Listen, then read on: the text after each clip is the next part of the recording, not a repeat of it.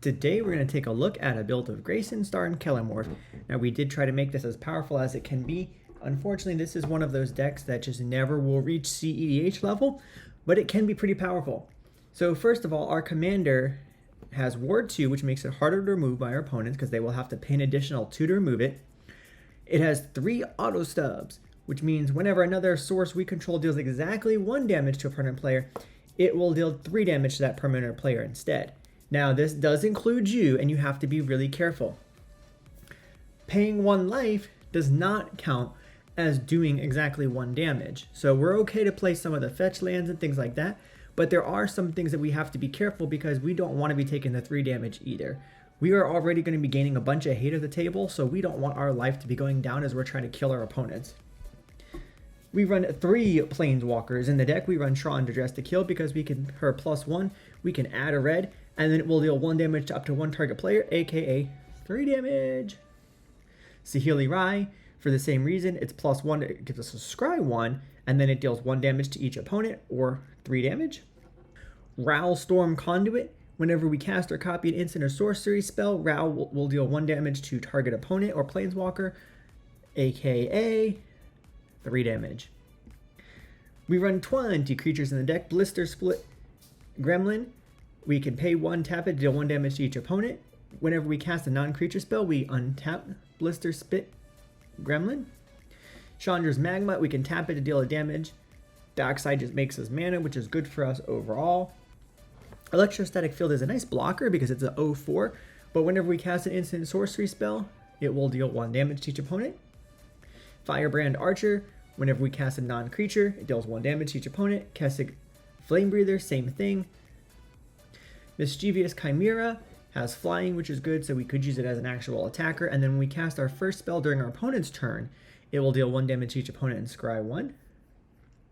Thermo Alchemist, we can tap it to deal 1 damage to each opponent, and whenever we cast an instant or sorcery spell, we untap Thermo Alchemist, so we might be able to get a couple uses of this in a turn depending on how many spells we're casting. Young Pyromancer doesn't actually deal damage per se, but when we cast an instant or sorcery spell, we create a 1/1 red elemental creature token, and if we attack with that and it does 1 damage, it will actually deal 3. Brimstone Trebuchet has Defender and Reach, which is good for us. It's a good blocker. We can tap it to deal damage to each opponent, and whenever a knight enters the battlefield under our control, we untap it. Now, we're not really playing that many knights, so that part won't happen very often. Cinder Pyromancer, tap it to deal damage to target player. When we cast a red spell, we untap Cinder Pyromancer. Cunning Spark Mage, tap it to deal a damage. Geode Electrode, tap it to deal damage, and when we cast an instant or sorcery spell, we may untap it, so we may get several activations from this. Goblin Chain Whirler is kind of fun because when it enters the battlefield, it deals 1 damage to each opponent and each creature, but it's actually going to do 3 damage because of Ghyrson if we have him out. Lightning Red Crew, tap it, deal damage to each opponent. If we cast a pirate spell, we untap it. We're not really playing any pirates, so that's not going to happen very often. Tunneling Geopede, when a land enters the battlefield, deal a damage. Volshock Sorcerer, tap it, deal a damage.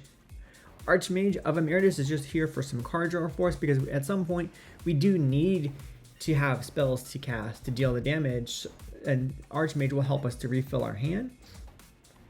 Exalted Flamer of Tezrech. At the beginning of our upkeep, we return an instant sorcery from our graveyard to our hand at random, so that's going to help us get some things back.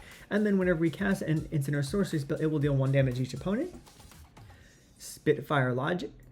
Landfall.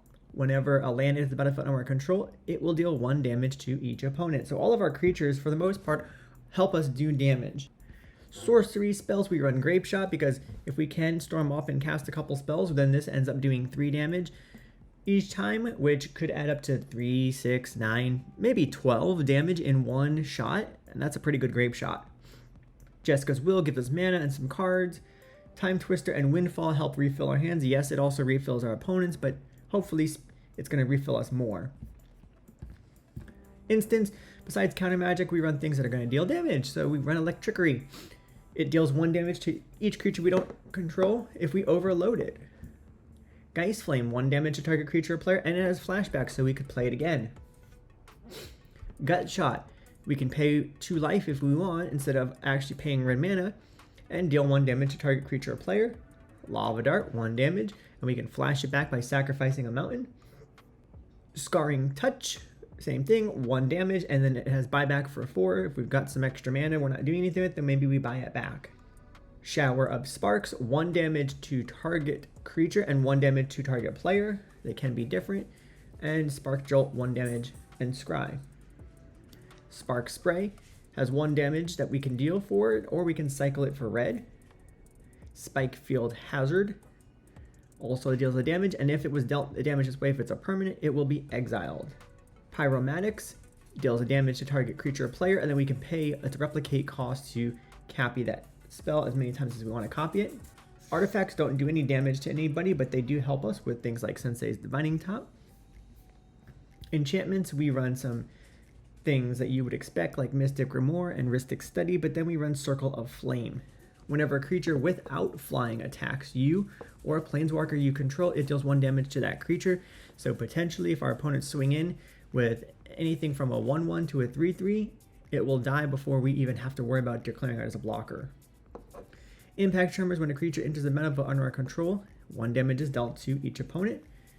Back to Basics is here to help slow our opponents down a little bit, as is Blood Moon. And then Aether Sting, whenever one of our opponents plays a creature spell, it will deal 1 damage to that player. And Burning Earth, whenever a player taps a non-basic land for mana, Burning Earth deals 1 damage to that player. Now, this does affect us as well, so we have to be really careful when we play this, because you will also take 3 damage if your commander is out and you are tapping one of your non-basics.